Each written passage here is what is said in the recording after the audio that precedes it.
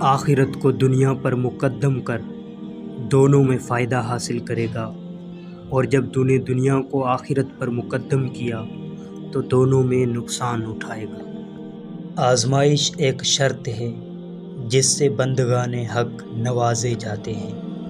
اس دنیا میں کوئی خزانہ سانپ کے بغیر، کوئی پھول کانٹے کے بغیر اور کوئی خوشی غم کے بغیر نہیں ہے۔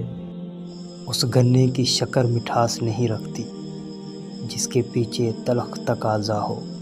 اللہ تعالیٰ نے ہزاروں اکسیریں پیدا کی ہیں، لیکن صبر سے بڑھ کر کوئی اکسیر نہیں۔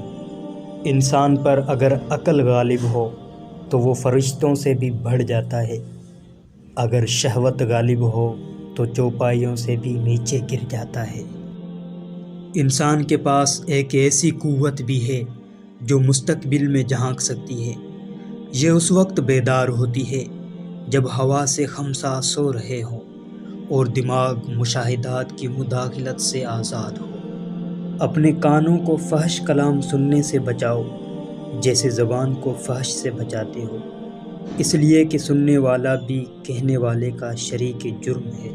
اگر تجھے بلندی درکار ہے تو تواضع اختیار کر، اس لیے کہ اس بالا خانے پر چڑھنے کے لیے اس کے علاوہ کوئی سیڑھی نہیں۔ اگر تم اپنے نفس کو حق میں مشغول نہ کرو گے تو وہ تم کو باطل میں مشغول کر دے گا۔